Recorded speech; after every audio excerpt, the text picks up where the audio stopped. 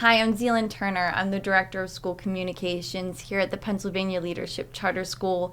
We are here in the Winging It studio with John Walish. And this is Winging It.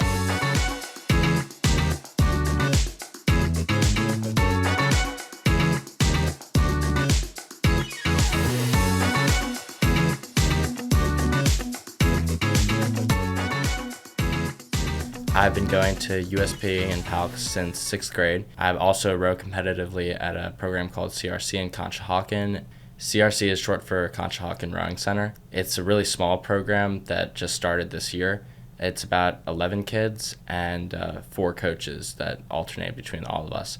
You have 4 different coaches that coach you? Yeah. From different angles? Do they have different specialties? I mean, yeah, I would kind of say so. One of my coaches is definitely more like mental and others more like physical, and they each have their own like technique things that they can see like it's like their x-ray vision almost. That's cool. Which is kind of neat. When you say mental, what are we talking about? It's like row good, right? Yeah, it's part of that. Like you have to think about yourself. You have to go, how am I even moving my body? Which is a thing that we don't really think a lot about. You're thinking mentally like, how much more can I go?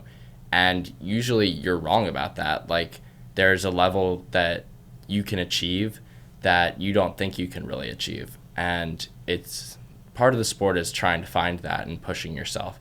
When you're going fast, you need to go fast. And that's something that our coach like stresses a lot. He's like, we need to be more intense than we've ever been before, which is like kind of an inside joke at the club almost, but it's true. You have to be like on your toes and pushing yourself to a place where you're uncomfortable.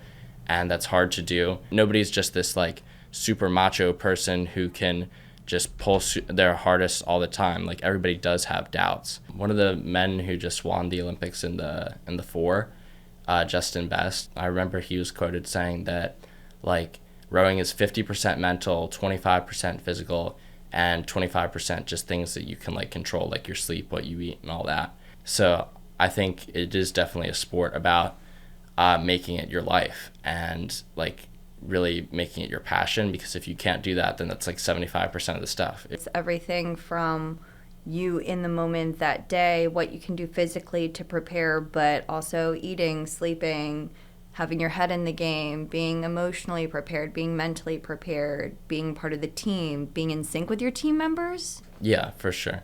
Like a lot of coaches, they choose in the boats with coxswains in them, which are like the people who yell, they'll choose the coxswain that the crew wants to row for the most, because it's not necessarily about like who can steer the best, because that's not actually really a huge deal, especially in spring racing, but it's about like who can lead their crew the best, and who's like friends and like good teammates with their crew.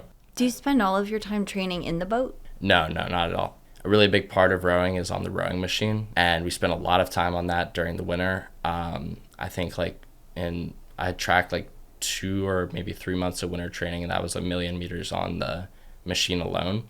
Do you practice every single day? We do 6 days a week, and in the winter, like we did 5 days a week at that point, and we had 2 rest days, but we did like a lot of volume. On the steady state days, we did like 2 hours a day. And then on the easy days, we did like an hour a day and then like a lift or something. That's cool. When did you start rowing?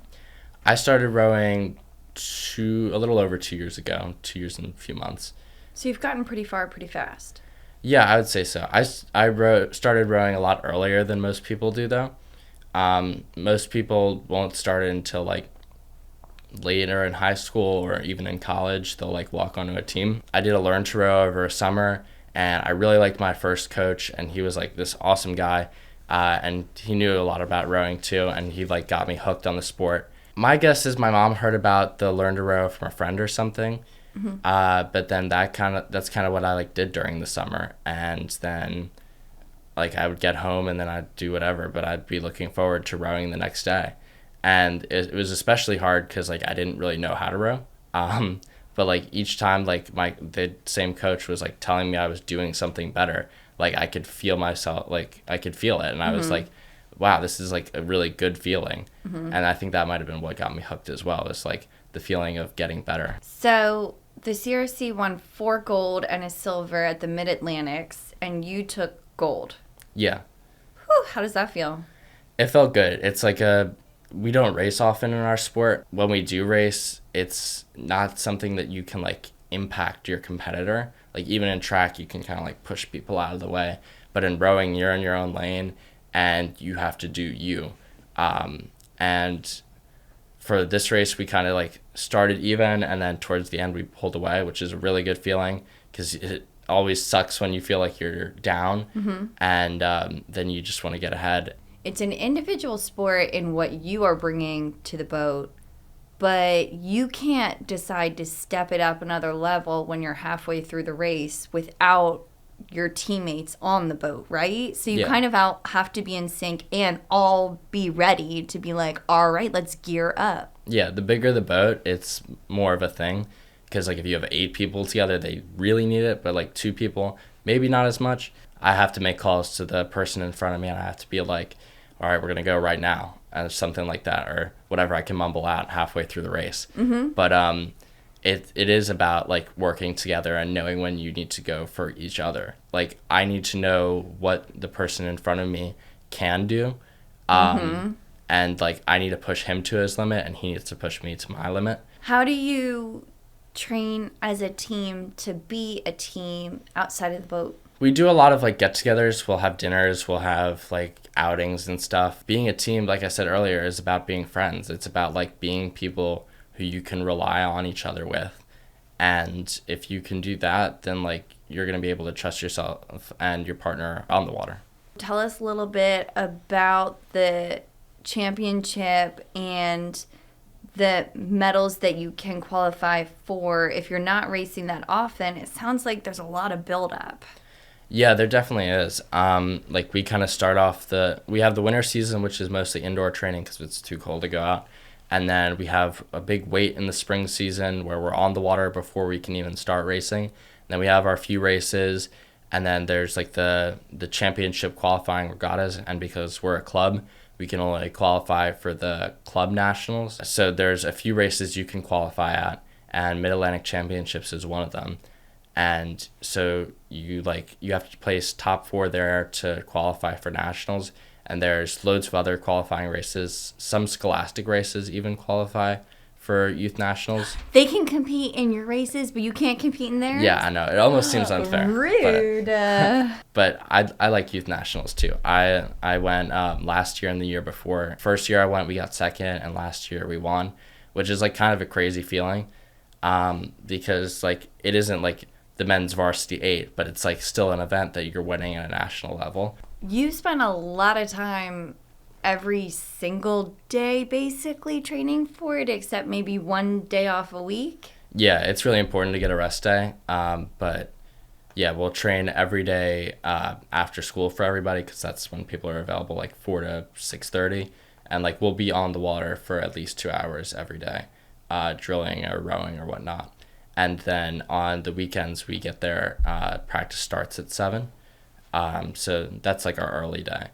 And those are actually pretty nice rows though, because the wind hasn't started yet and the sun's rising, and like we do hard workouts those days, but it really is beautiful. So how do you have time for anything else in your life? The thing with like working out is it's not actually that time consuming, because you can only really do so much, and there's only so much like training benefit you get from doing a certain amount of working out.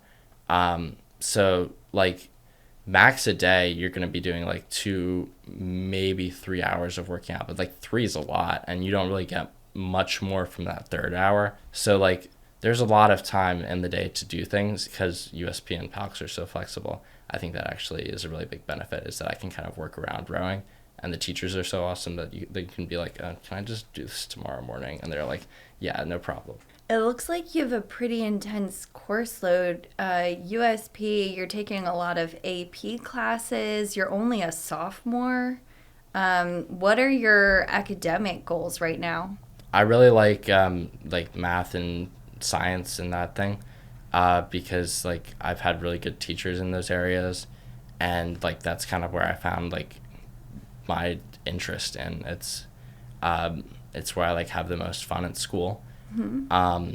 There's a lot of times when like people talk to me about like, oh, I don't really like my school, I want this teacher, that teacher.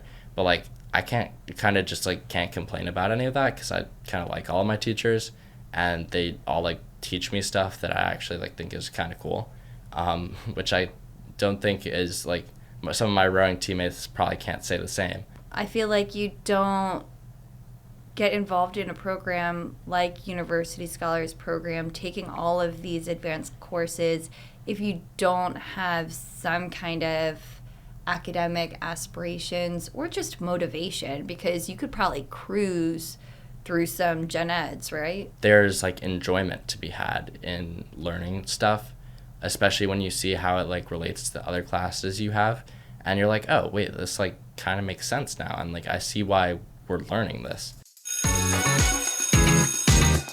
Would you rather be a Transformer or a Pokemon?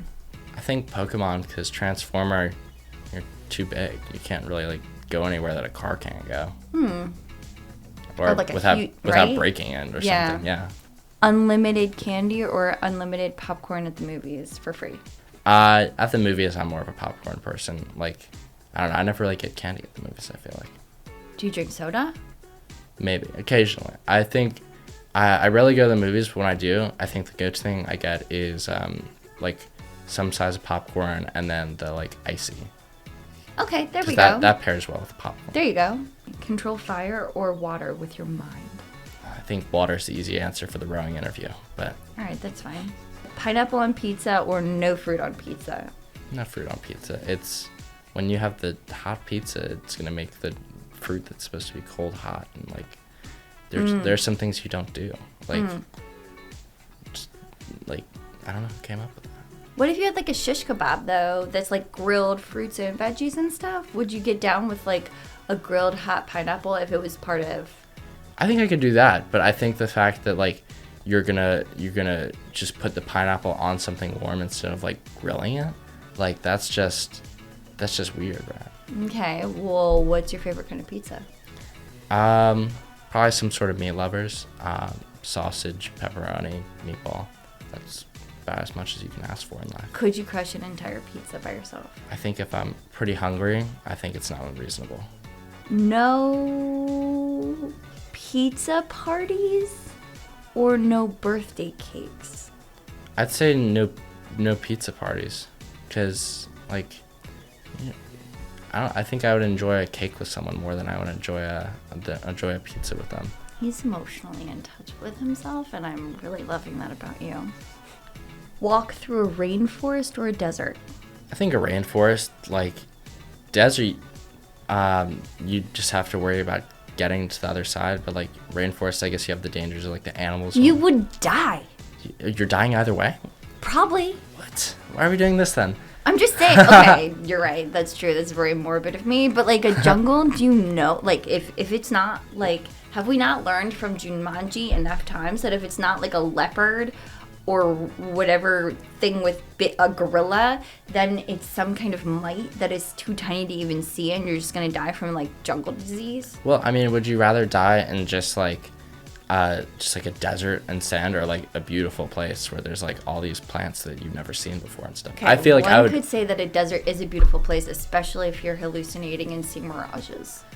Well, yeah, but I think I would just like being around all the plants and stuff. Okay. And there's like water there. Like, I don't want to be thirsty. It's That's what it comes down to? it's nice in a rainforest, I feel like. My friend was talking to me about an analogy he heard that like your rowing worth is like a lake that you pour more water into when you do workouts, when you eat well, when you do all this stuff. And even though there might be like waves on the top of the wake or on top of the water, it just doesn't go away. The water stays there, and like you are what you have built. But the same goes for like if you don't do work, like you're only gonna get what you've put in. So it's kind of like an equal return sport almost, even though people do start at different levels. Like if you put in the work, you're gonna get results.